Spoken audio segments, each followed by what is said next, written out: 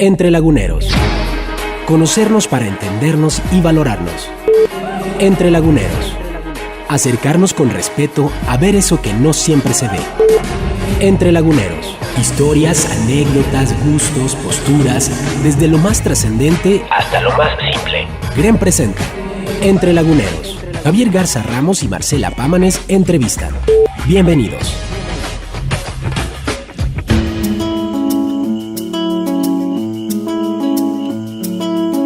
¿Qué tal? Muy buenas tardes. El tiempo de Entre Laguneros ha llegado una vez más. Estamos con esta posibilidad de estar en contacto con todos ustedes a través de nuestras señales 880 AM, 91.1 QFM, la estación que te escucha.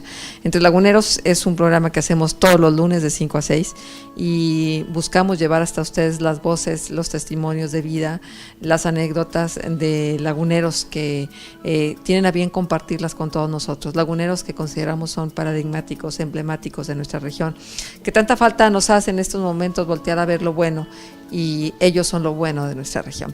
Javier Garza, como todos los lunes, buenas tardes, ¿cómo estás? ¿Qué tal, Marcela? Buenas tardes. Y a todo el equipo que hace posible Entre Laguneros, muchas gracias, porque sin ellos sería prácticamente imposible que nosotros llegáramos hasta usted. Voy a poner a su consideración nuestros puntos de contacto: 7124-911, 7126-880, Entre Laguneros, nuestro Twitter, en correo electrónico entrelaguneros@grenradio.com.mx. Y la tarde de hoy tenemos el gusto de poder conversar con una persona a la que, bueno, yo de manera particular admiro, quiero, respeto. Son muchos años de estar compartiendo en micrófonos. Está con nosotros el licenciado Luis Rey Delgado García, subdirector de Comunicaciones y Relaciones Públicas de Grupo Lala.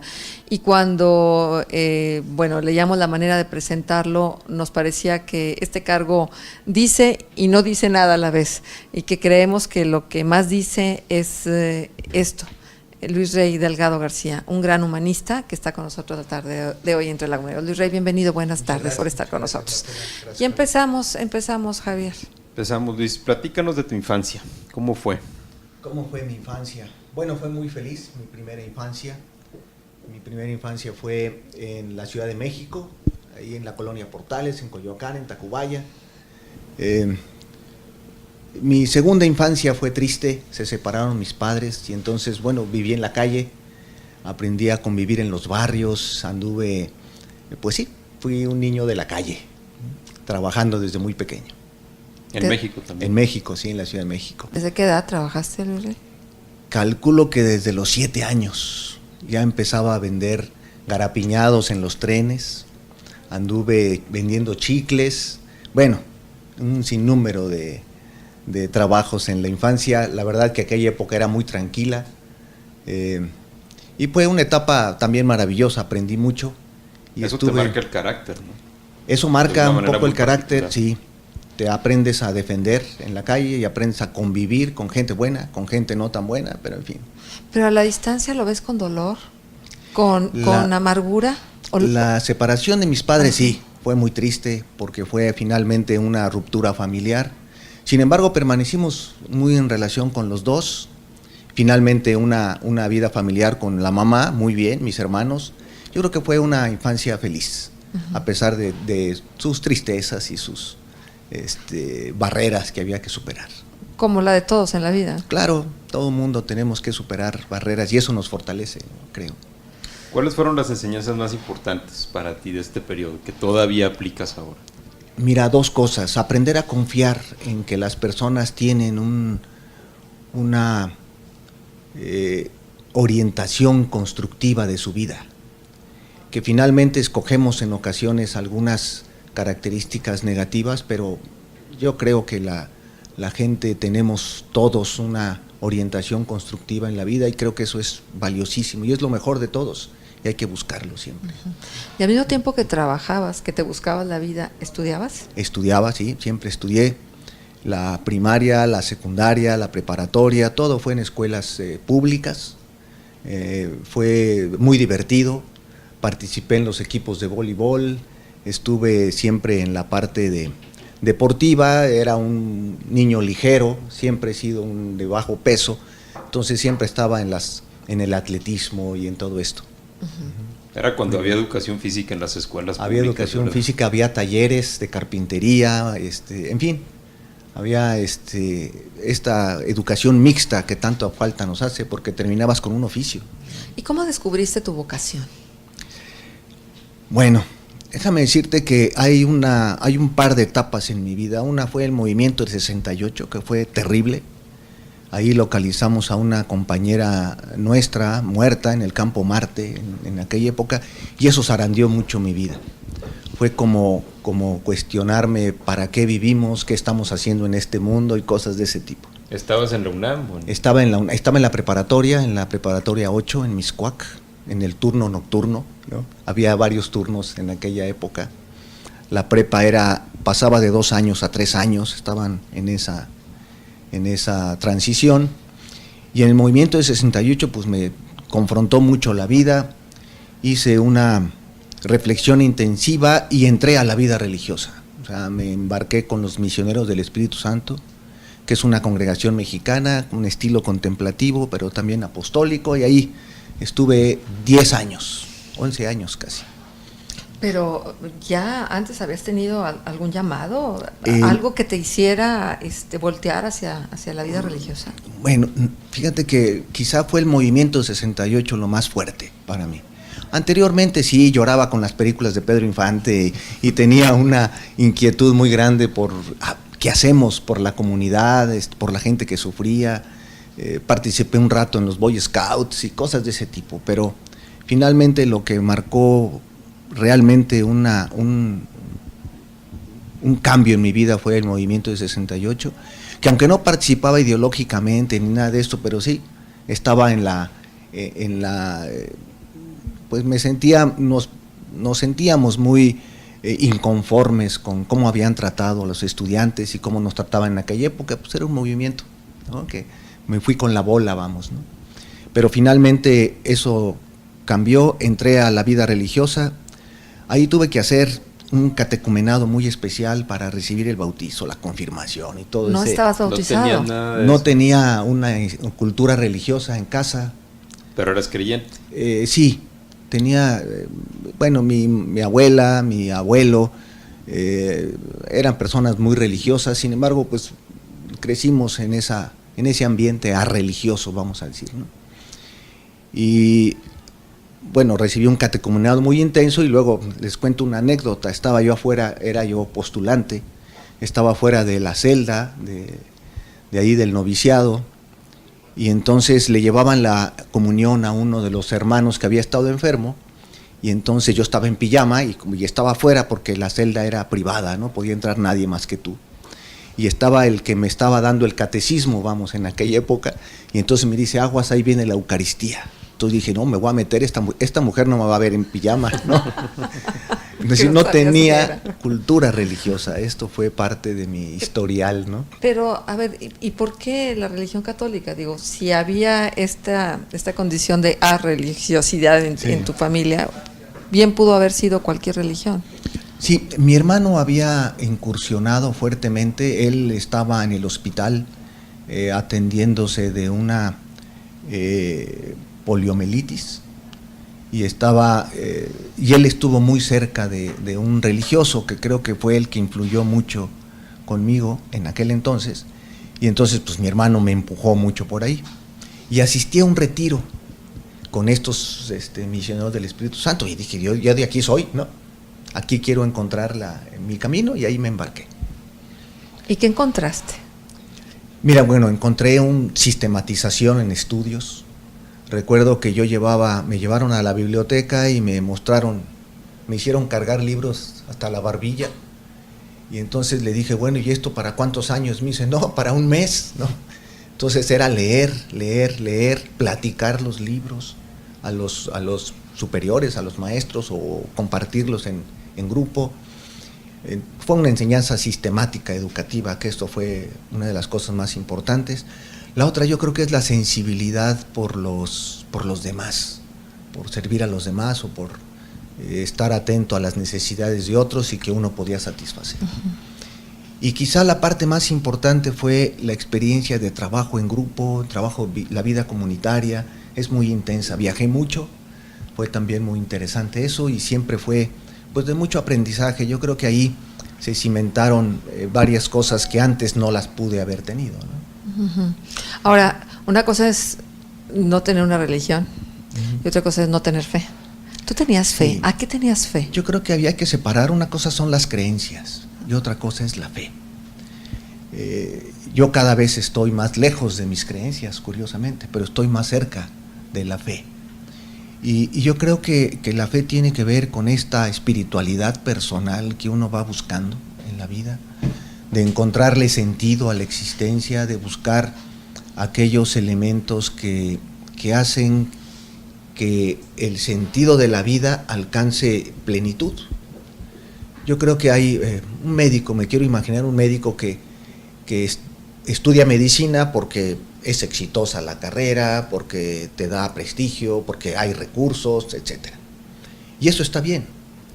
Pero hay otros que estudian medicina porque quieren aliviar el dolor humano, porque tienen un compromiso con los demás, y eso está mejor, ¿no? Porque entonces es buscar el bienestar, sí, pero también buscar el bien ser.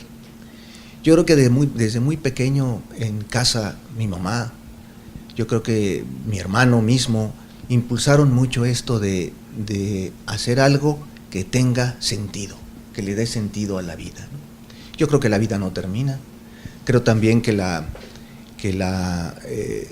Dios está presente en el corazón de cada quien, que no es un Dios que sabe qué va a suceder a tu futuro y que no se cae un pelo de tu cabeza sin su consentimiento. Yo creo que es un Dios que va contigo, ¿no? Tomando las decisiones contigo y que te acompaña en la vida. A pesar del tiempo que pasas con los misioneros, ¿nunca te llegas a ordenar? No, estuve a punto de los votos perpetuos y de la ordenación. Tengo las órdenes menores, que se llamaban, que llaman, yo creo todavía, antes del diaconado, es electorado, en fin, hay otra serie de... Y hasta ahí me quedé. Y luego me tardé un año retrasando todo para tomar la decisión. Finalmente decidí salirme. Me costó más trabajo salir que entrar, ciertamente. Pero ¿cómo decidiste después de 10 años? Sí. ¿Qué pasó en tu cabeza o en tus emociones? Bueno, hay una parte que sí empecé a sentirme un poco ambivalente dentro de la vida religiosa.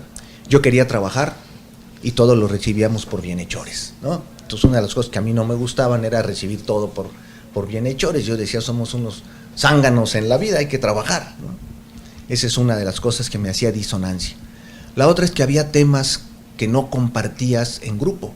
Por ejemplo, si te enamorabas de una muchacha o si tenías inquietudes sexuales y eso las platicabas en grupo, eso nada más con el director espiritual o en confesión. Y yo decía, pues, oye, si la hermana del hermano es la que me gusta, ¿por qué no platico, no? ¿Por qué no entramos a esos niveles? Esas disonancias empezaron a no gustarme mucho.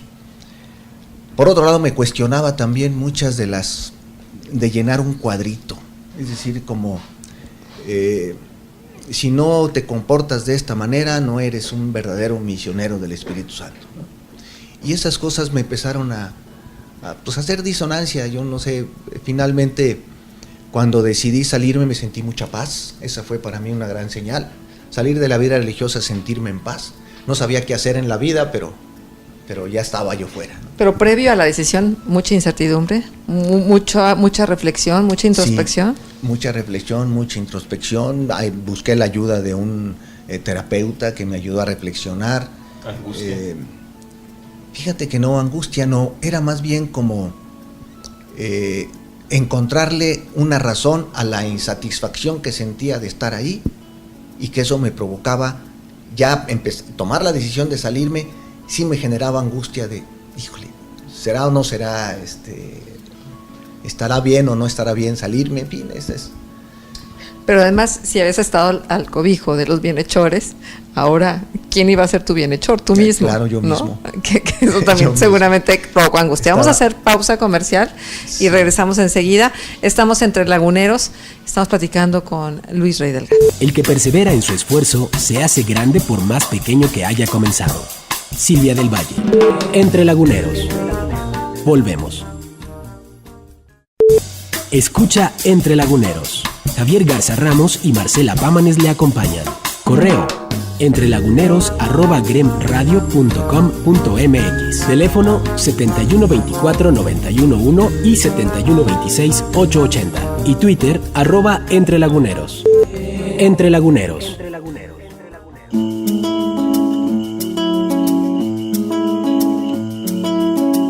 Seguimos entre laguneros y le invitamos a usted a que sea parte de este espacio, 7124-911, 7126-880. Y la tarde de hoy tenemos el gusto de platicar con el licenciado Luis Rey Delgado García, subdirector de Comunicación y Relaciones Públicas del Grupo Lala, humanista por encima de todo. Javier, seguimos. Entonces nos quedamos en cuando dejas la vida religiosa, y yo sospecho que cuando sales con dos cosas. Uno, un bagaje humanista que de alguna forma, una vocación que continúa hasta ahora, pero también con la necesidad de ganarte la vida. Así es. Entonces, ¿qué pasa en ese momento? ¿O cómo llegas a conjugar las había dos? Conocido, los misioneros tienen en Misioneros del Espíritu Santo tienen en Valle de Bravo abejas. Íbamos los fines de semana a cosechar la miel. Y ahí conocí a un señor, Manuel Lomelí, que trabajaba en Peñoles en aquel entonces, era el gerente corporativo de personal. Y nos hicimos amigos, conocí a él, a su familia, a sus hijos, nadábamos en el río de Valle de Bravo, en fin. Y cuando salí de la vida religiosa, pues le informé a él y a otros amigos y a mi familia y a todos. Y bueno, yo me recuerdo haberme sentado un día en el Paseo de la Reforma y dije, ¿qué voy a hacer?, ¿no? Y había recibido una llamada de él a mi casa, a la casa de mi mamá, donde había yo regresado. Y él me dijo que qué iba a hacer. Le dije, pues no sé todavía, voy a pensarlo. Y él fue el que me invitó a trabajar. Me invitó como auxiliar de reclutamiento y selección y entré a Industrias Peñoles en el corporativo.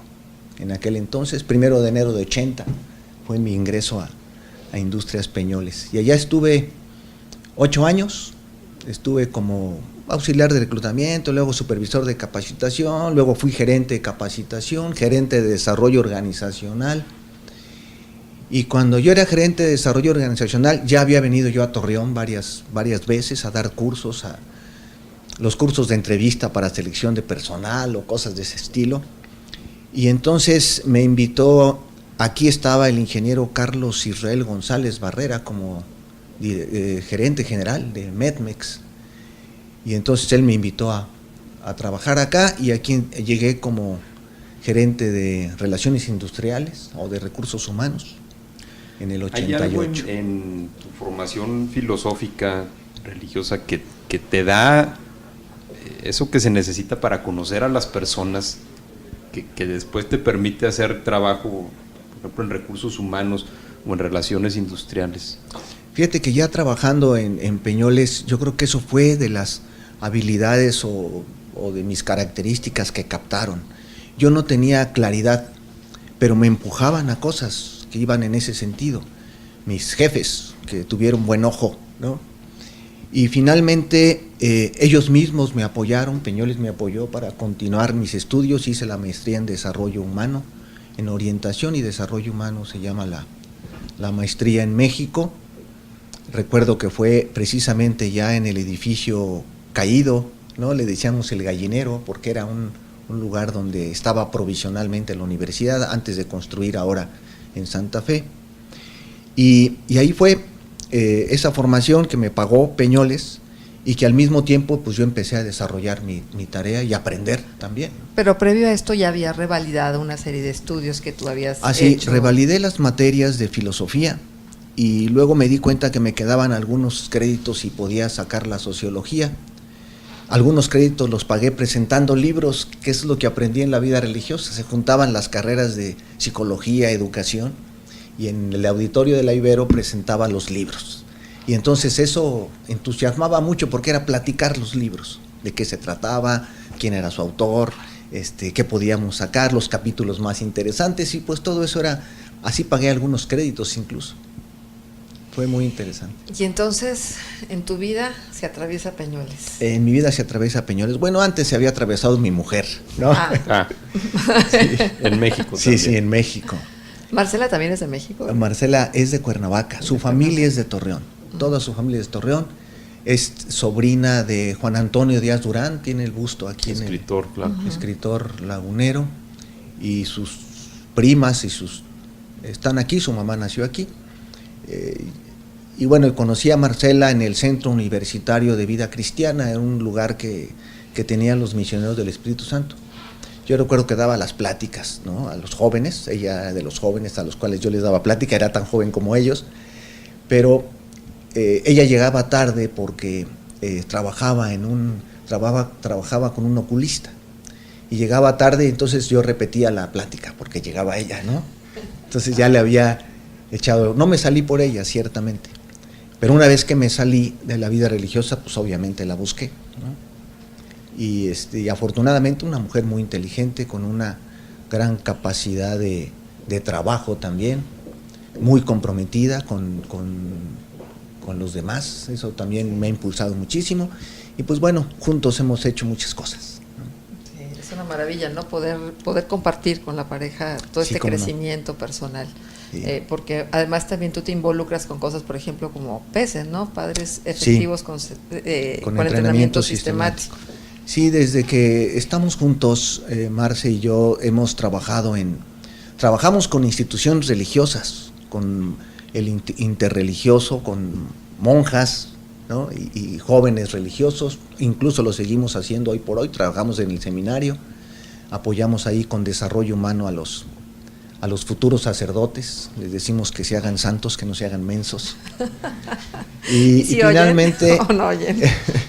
Finalmente, juntos también hemos desarrollado algunos programas para parejas, para adolescentes, y este programa que tiene para papás, que es Padres Eficaces con Entrenamiento Sistemático, donde me invita a dar algunas charlas de vez en cuando. Claro, sí. Ese es uno de tus temas, Luis, el desarrollo humano.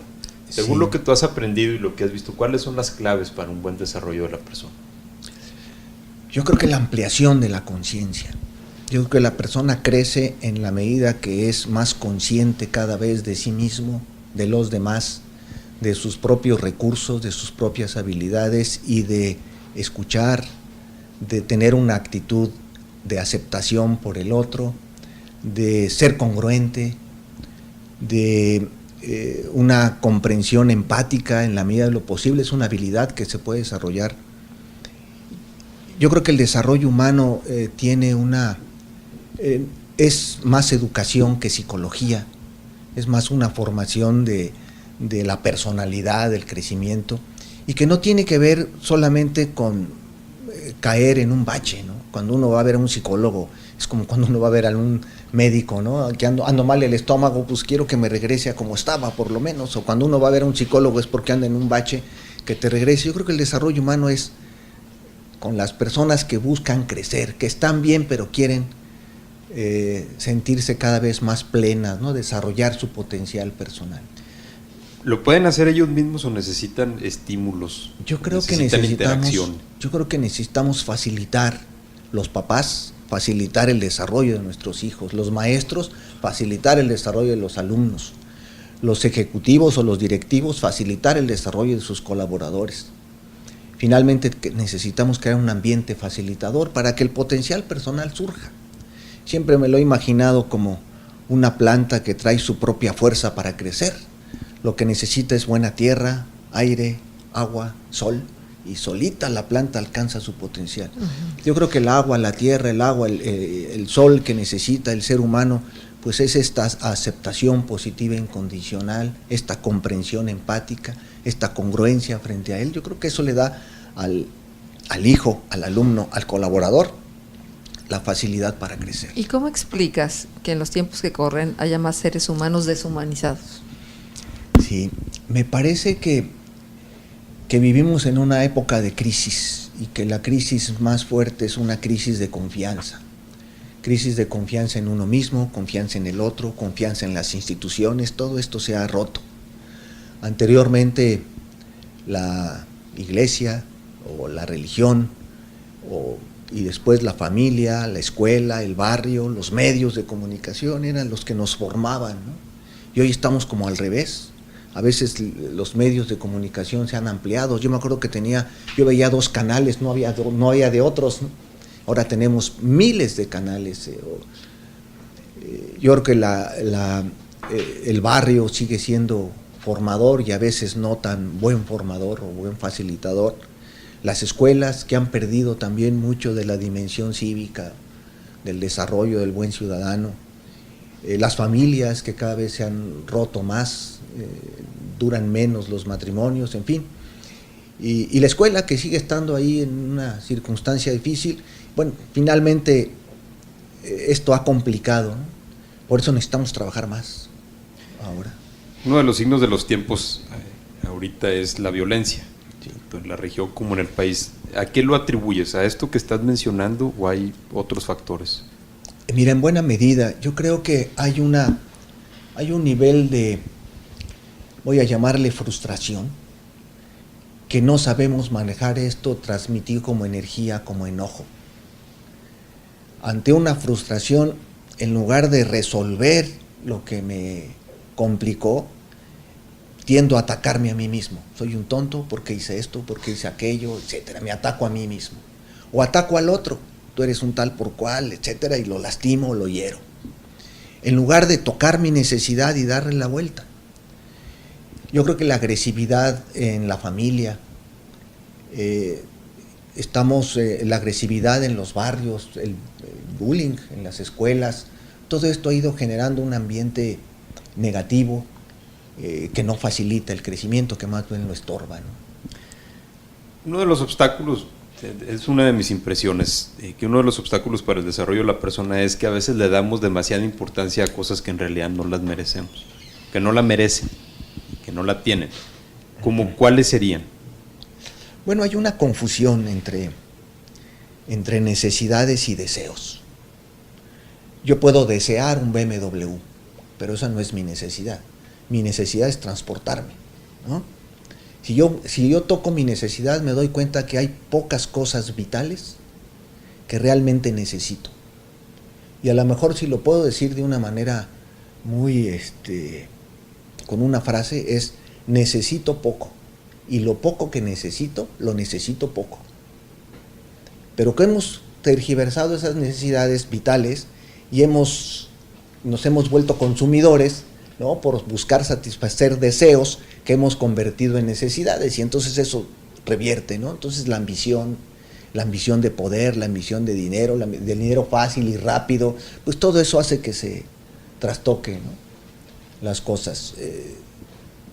Me parece que la vida realmente es más simple de lo que pretendemos. La hemos hecho muy compleja. Yo creo que una buena relación afectiva, un saberse querido, valorado, respetado, aceptado, es mucho más vital, ¿no?, que tener muchos bienes económicos. Y no quiero decir que no los busquemos y que no busquemos mejorar y progresar, pero eso no es vital.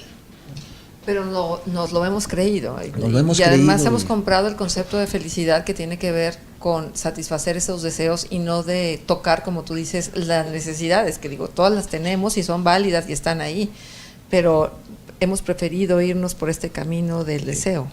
Sí, y al confundirlo, pues nos damos cuenta que cada vez nos vamos quedando vacíos, y ese es el grave problema.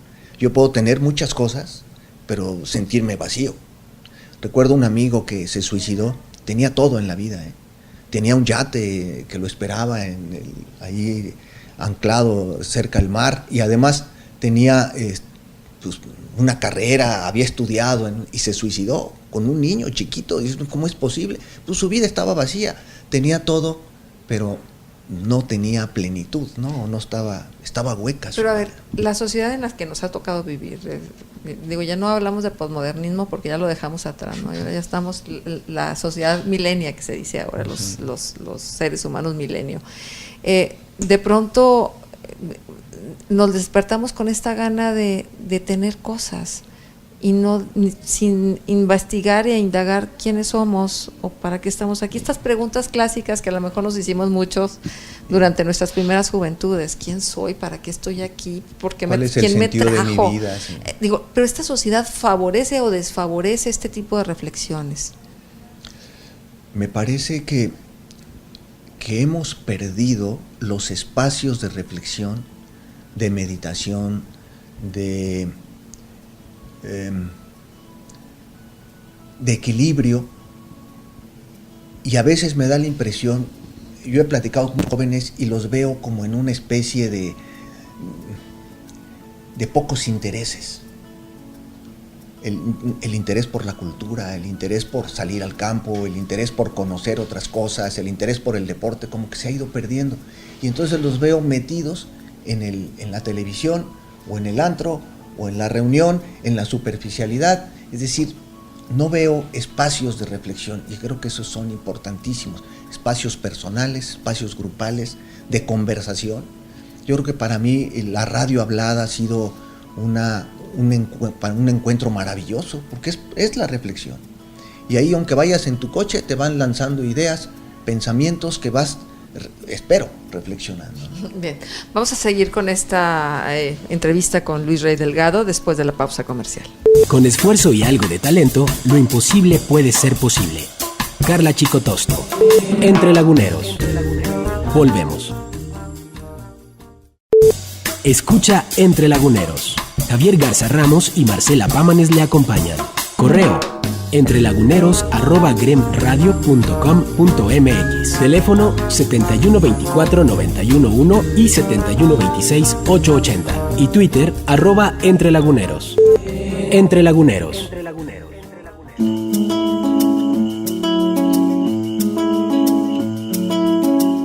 Continuamos, estamos Entre Laguneros y hoy nos toca en suerte platicar con Luis Rey Delgado García, maestro Luis Rey Delgado García, humanista por excelencia.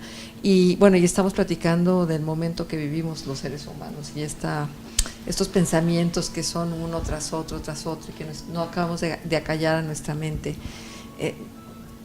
No nos permitimos eso, la inmovilidad de la mente, y no nos permitimos llegar a la esencia de quienes somos. De repente me da la impresión de que los seres humanos somos como una gran lechuga, que tenemos hoja sobre hoja sobre hoja, y para llegar al corazón pues hay que deshojarlo, y a veces no estamos dispuestos a ello, ¿no, Luis Rey? Y eso yo creo que implica por un lado un gran esfuerzo. Los ejercicios de meditación, de reflexión son importantes. En la maestría recuerdo que una clase teníamos 10 minutos frente a la pared y encontrar algo para estar ahí viéndolo, y nos mostraban que teníamos que aprender a observar lo que no observábamos cotidianamente. Muy interesante, porque de repente te dabas cuenta de cosas que no habías visto antes, ni siquiera de la pared misma, que creo que es valioso ampliar la conciencia. Luis, ¿cuánto tiempo tienes ya en La Laguna? Del 88 radico aquí. 24 años. 24 años. Estuve viniendo desde el 80, pero en el 88 ya vine a radicar aquí por invitación de la empresa Peñoles, y bueno, pues aquí estoy. ¿Ya te sientes lagunero? Ya. Eres lagunero. Ya tomé agüita del Nazas. Cuando me preguntan que de dónde eres, yo soy chilango, pero Dios ya me perdonó. Y una parte de tu carrera ha sido encontrar y fomentar ejemplos para la comunidad. ¿Es difícil encontrarlos? Mira, ha habido dos cosas. Mi trabajo en Peñoles y enfrentar a una problemática tan seria como fue la presencia del plomo en los alrededores de la planta, y enfrentar esto, la empresa, con mucha claridad, me acercó muchísimo a la comunidad. Esa fue algo muy importante, aunque ya venía haciendo yo tareas sociales, ¿no? Ya venía dando cursos o platicando con personas, en fin, apoyando a parejas. He acompañado a varias parejas en sus procesos, pero allí en Peñoles me acerqué muchísimo a la comunidad más necesitada. Bueno, y todos estos años ahí en Peñoles y ahora en Lala, continúo haciendo esta labor. Yo creo que mi paso por las áreas de recursos humanos, el área de calidad, y finalmente por las áreas de comunicación y relaciones públicas como una especie de especialización, me han ayudado muchísimo a contactarme con la comunidad. Y sé que en la comunidad existen líderes naturales, desde la señora que inyecta, que todo el mundo va a verla porque sabe inyectar, porque fue enfermera, está jubilada, hasta las personas que apoyan unos a otros, en fin.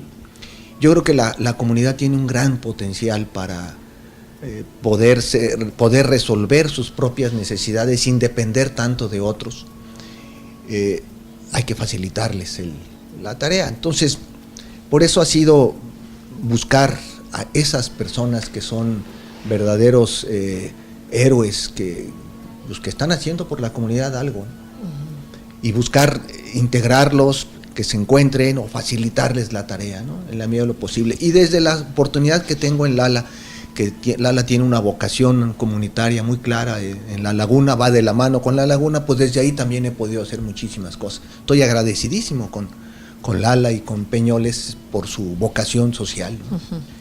Estas dos empresas que mencionas son de las más importantes en la comarca lagunera, pero también son las más polémicas. Desde el punto de vista de la comunicación, de las relaciones públicas, ¿cómo superan la polémica? Mira, déjame decir algo que me parece importante. A veces las empresas decimos algo que no vivimos realmente, y eso implica que hay que ser congruentes entre lo que se dice y lo que se hace. Y al que hay que convencer no solamente es a los directivos, sino a todos los colaboradores de una empresa. Esa es la tarea más difícil. Si me preguntaran cuál fue el problema que se enfrentó con mayor dificultad para atender el asunto del plomo, realmente fueron todos los colaboradores y los peñoleros, ¿no? Hacia adentro. Hacia adentro. Porque en una crisis... De la relación con la comunidad. La relación con la comunidad estaba muy clara, ¿no? Es decir, había que enfrentar, había que resolver, habría que atender. Pero convencer a todos, hoy por hoy, la verdad es que admiro a Peñoles en el sentido de que un obrero puede bajarle el switch para evitar contaminar. Y cómo están comprometidos en verdaderos voluntarios haciendo las cosas. Lo mismo sucede en Lala. En Lala hacia adentro hay más de 8,000 voluntarios que trabajan congruente con lo que está haciendo su fundación o con las actividades de responsabilidad social. Y hay que trabajar y hay que seguir haciendo estas cosas, ¿no? De tal manera que todos digamos y hagamos lo que decimos que hacemos en materia de responsabilidad social. Pero eso es bien difícil, si uno mismo, la congruencia de pronto es Sí. todo un reto. Ahora, Así sostener la congruencia de todo un grupo también es difícil, ¿no? Pero cuando hay el compromiso de los directivos, cuando hay las reflexiones hacia adentro, que son muy importantes, todo el tiempo estamos reflexionando, tenemos en Lala una concurso interno, vamos a decir, nos competimos las fábricas entre nosotros, las zonas comerciales entre nosotros, para ver quién está haciendo mejor la responsabilidad social. Y nos calificamos al final, en fin, esto es una manera de buscar esa congruencia, ¿no? Ahí vamos. Ahora, sí, en este ir y venir, te toca entonces estar de cerca con los laguneros. ¿Cómo defines al lagunero? Antes se hablaba de un espíritu lagunero, de esfuerzo, de constancia, pues todos estos nombres que le dieron incluso identidad a muchas de las primeras fábricas. ¿Ha cambiado? ¿Cómo lo percibes tú? ¿Cómo es el lagunero? Mi encuentro con el lagunero fue muy feliz. Cuando llegué aquí, recuerdo que mis hijas venían de la Ciudad de México y la casa que pudimos comprar tenía un balconcito que daba a la calle, en una cerrada incluso, en una calle medio cerrada. Y entonces llegaron conmigo, tenían 6 años, me dicen, papá, los niños están jugando en la calle, ¿no? Eso era una sorpresa para ellas, porque no pasaba en la Ciudad de México. Y ahora resulta que en el DF sí lo hacen, nosotros ya no lo hacemos. Exactamente. Y resulta que fue un encuentro maravilloso, sí. Allá vivíamos en un departamento donde apenas conocíamos a los vecinos. Resulta que aquí, el primer domingo, ya los vecinos habían organizado una carne asada para recibir a los nuevos, ¿no? Entonces yo me sentí muy bien recibido. Por otro lado, ya conocía a los laguneros, yo creo que por su hospitalidad, por su solidaridad.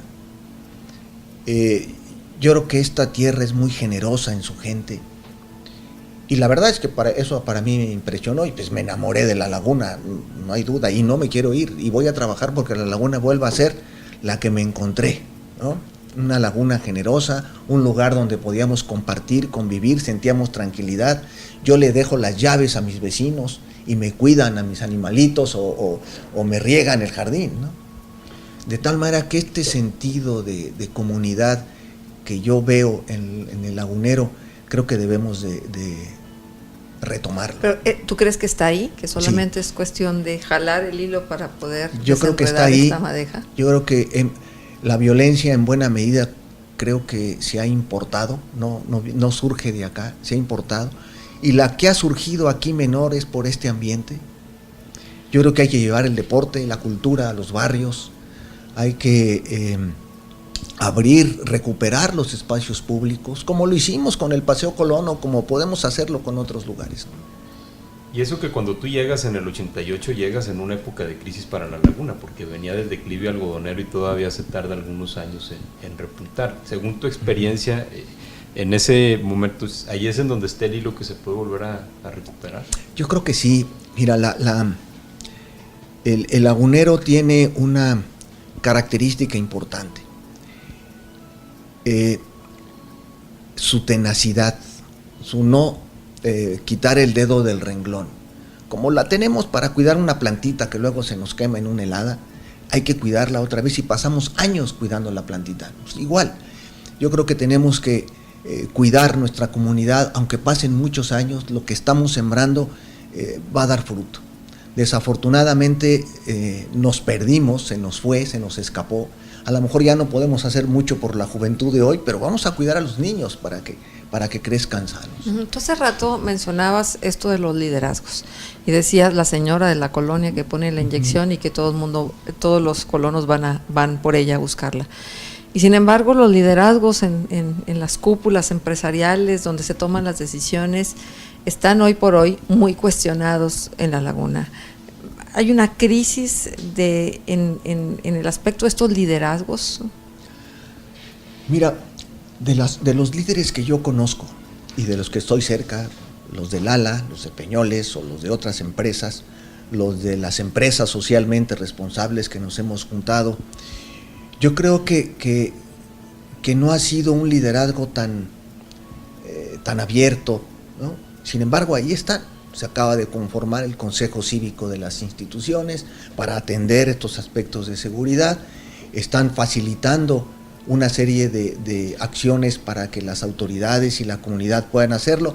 Desafortunadamente no lo están haciendo de una manera tan visible, ¿no? como otros, pero están ahí. Yo creo que nuestros líderes están trabajando, yo los he visto. Sí, o sea, tú sí confío en que el liderazgo a lo mejor callado de quienes no están mucho en los medios, pero que están trabajando todos los días. Así es. Y que vamos a ver esto pronto en las acciones concretas. Nada más que a los que vemos y oímos son a otros. También. ¿Qué es lo que más te gusta de la laguna, Luis? Obviamente su gente. Siempre me gusta. Es lo que más me gusta, sí. La gente de la laguna me encanta. Y de la laguna me gusta que, miren, yo creo que a veces los laguneros no creen tanto en su tierra, ¿no? Como los que venimos de fuera y nos enamoramos de ella. Yo recuerdo haber conocido muchísimos lugares que les platicaba a mis vecinos o a mis compañeros de trabajo, oye, visité tal lugar, visité todo, y nunca habían ido, ¿no? Como que reconocer su tierra es importante.